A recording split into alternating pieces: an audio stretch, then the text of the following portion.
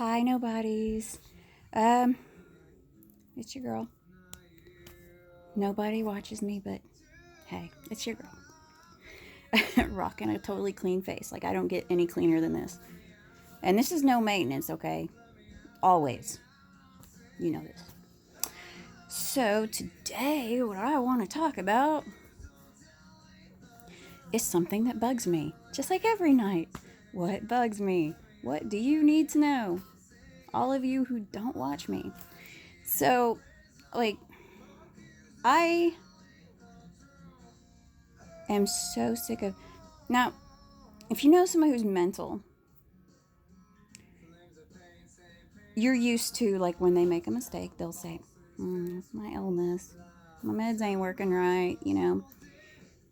I mean, we don't always own our illness.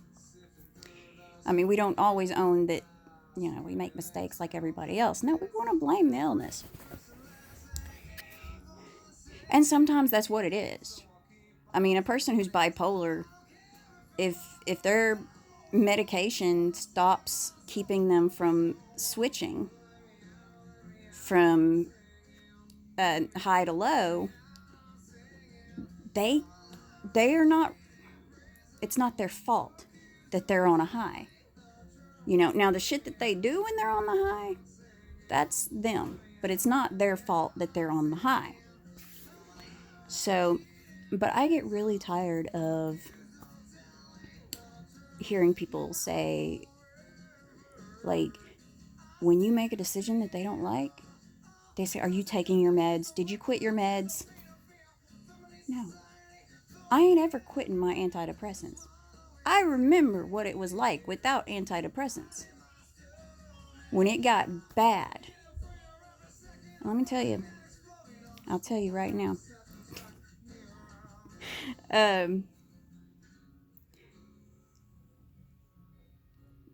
Breaking down in the closet because the shirt you just put on is touching you.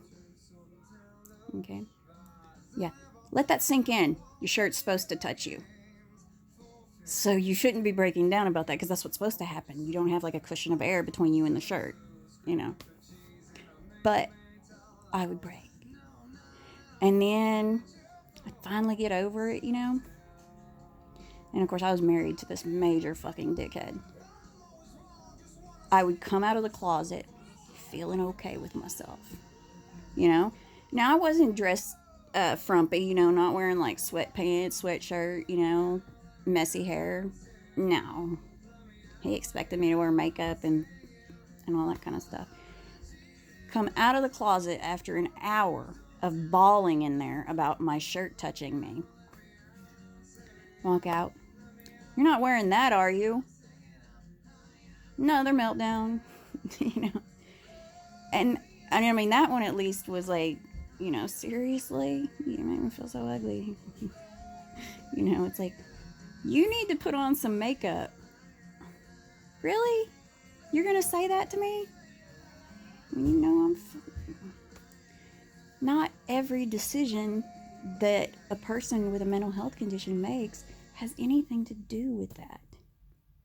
And here's another thing. I've been saying this today when I write my friends that are in jail. I've been saying this today. Excuse me. I got some stuff going on there. I said, we have this thing called Google. It's on phones and everything. And oh, it is so cool. You just hit a little microphone button and you say, what is BPD? What is depression? How do I help a loved one deal with anxiety? And boom, there's like thousands upon thousands of articles about it. And oh my God, in 30 minutes, you can learn so much. You know, maybe before you tell a mental person or ask a mental person, you know, before you start saying, oh, it's your illness, or, you know, what's going on with you? Did you stop taking your meds? Why don't you take 30 fucking minutes and learn about what they're afflicted with. Don't just take their word for it, because sometimes we do shit that we don't realize we do. We don't see it, but it's something that other people notice. But it's like, am I not worth 30 minutes of research if you love me? You know, that is what gets me. Is they might know what condition you've got, but do they look into helping you to see like what to expect, how to help when somebody's in a high mood or a low mood, if they're bipolar, if they've got BPD, learn about the mood swings and stuff, and so that you can say, okay, that way, if that person is acting out, you can decide whether it's the illness or that person has just made a decision that you don't like. Whether that decision is to go rob a liquor store or to run halfway across the world, listen to them. If they're logical and they're thinking. And also, one of the other really cool things about this Google is that it'll tell you signs that somebody's depressed. And then when you look at them, you can say, oh, so sleeping 12 hours a day is not a good thing, huh? It's not. Huh.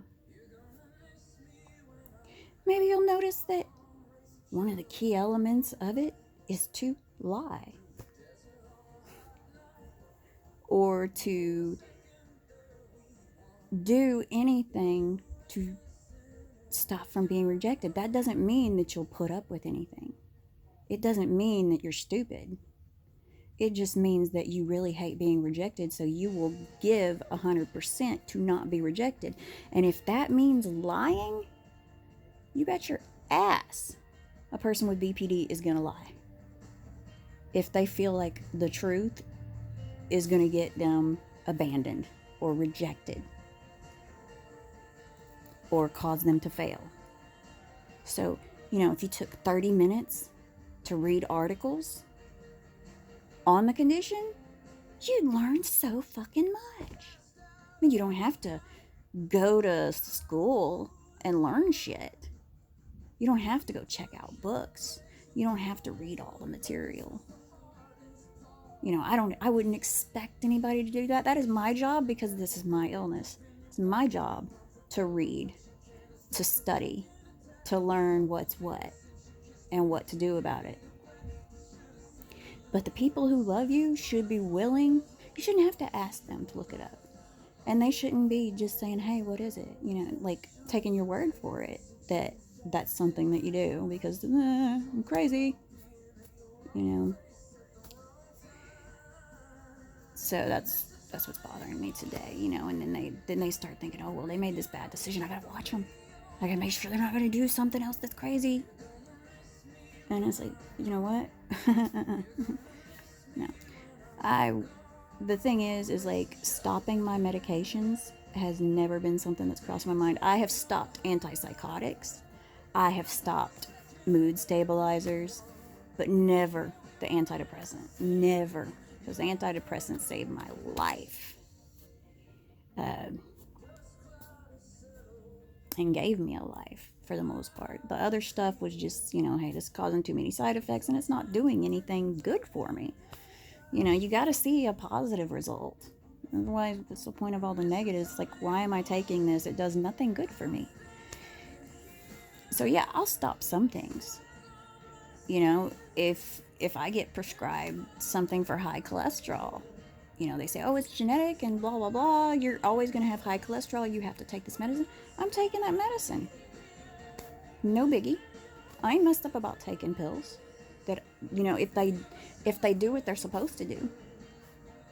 And antidepressants, I won't quit them even when I think that they're not working. I'll just keep taking them until my psychiatrist gives me something else that works. So, but don't automatically assume that just because a person who, well, maybe not crazy, a person who has a mental illness, just because they make a decision that you think is out of the blue or